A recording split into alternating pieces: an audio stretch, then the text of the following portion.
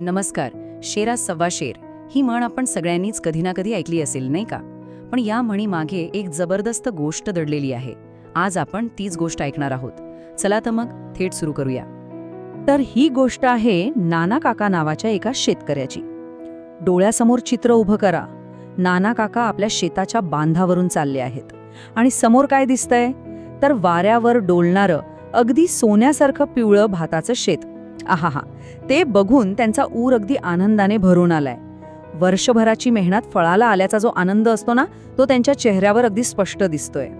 आणि ह्याच आनंदात त्यांच्या तोंडून आपोआप गाण्याच्या ओळी बाहेर पडतात. निसर्गाने करुणा केली, भाते पिकुनी पिवळी झाली. म्हणजे निसर्गाने कृपा केली आणि सगळं पीक पिवळं झालं.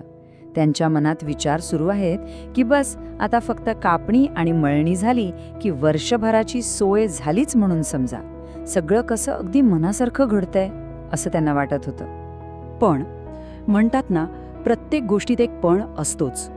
त्यांच्या या सुंदर चित्राला कुठेतरी दृष्ट लागली होती. नाना काका जसे जसे शेताच्या आत जाऊ लागले तसं त्यांच्या काळजात धस्स झालं. त्यांनी काय पाहिलं तर दाण्यांनी भरलेल्या लोंब्या खाली तुटून पडलेल्या, सगळीकडे नासधूस. अरे देवा, कोणीतरी त्यांचं वर्षभराचं स्वप्न उद्ध्वस्त करत होतं.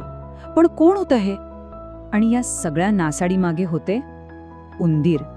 एक दोन नाही तर अक्षरशः उंदरांची एक फौजच्या फौज. त्यांनी तर शेतावर हल्लाच चढवला होता. नाना काकांच्या डोळ्यासमोर त्यांच्या वर्षभराच्या मेहनतीवर पाणी फिरताना दिसत होतं. आता या मोठ्या संकटावर काहीतरी उपाय करणं हे तर भागच होतं. पण थांबा, आपले नाना काका काही साधेसुधे शेतकरी नव्हते. ते हुशार होते, अनुभवी होते. इतक्या सहजासहजी हार मानणाऱ्यांपैकी तर ते नव्हतेच. त्यांनी ठरवलं या उंदरांना असा काही धडा शिकवायचा की बस. आणि त्यांच्या डोक्यात एक भन्नाट कल्पना आली. एक जबरदस्त सापळा तयार करायचा. आता नाना काकांचा सापळा कसा होता ते बघा. खूपच इंटरेस्टिंग होता. सगळ्यात आधी त्यांनी एक मोठा खड्डा खणला. बरं, मग त्या खड्ड्यात एक मोठं पत्र्याचं पिंप ठेवलं आणि ते अर्ध्यापेक्षा जास्त पाण्याने भरलं. पण खरी गंमत तर पुढे होती. त्या पिंपाच्या तोंडावर त्यांनी एक हलकी लाकडी फरी ठेवली, अगदी सीसॉसारखी. आणि मग उंदऱ्यांना कशाचा वास येतो तर खमंग भज्यांचा. मग काय, फळीच्या एका टोकावर गरमागरम तळलेली भजी ठेवली. प्लॅन एकदम साधा होता.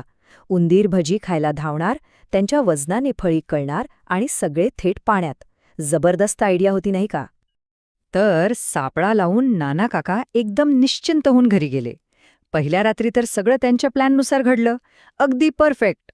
पण दुसऱ्या दिवसापासून एक मोठं रहस्य उभं राहिलं. म्हणजे बघा, पहिल्या दिवशी सकाळी नाना काका आले तर काय, पिंपामध्ये अनेक उंदीर पडलेले. त्यांची आयडिया एकदम यशस्वी झाली होती. पण दुसऱ्या दिवशी जे झालं ते पाहून तर ते चक्रावूनच गेले.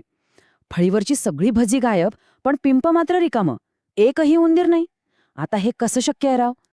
हाच प्रश्न नाना काकांच्या डोक्यात घोळत होता. अरे, सापळा लागला नाही, मग भजी गेली कुठे, खाल्ली कोणी?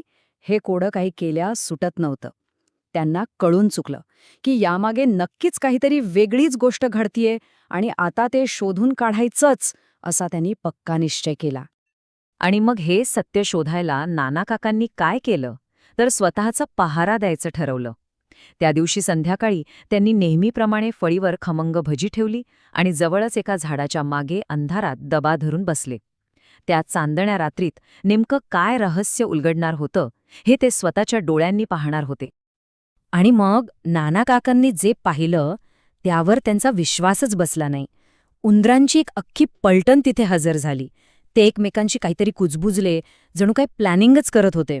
आणि मग जे घडलं ते तर कमालच होतं.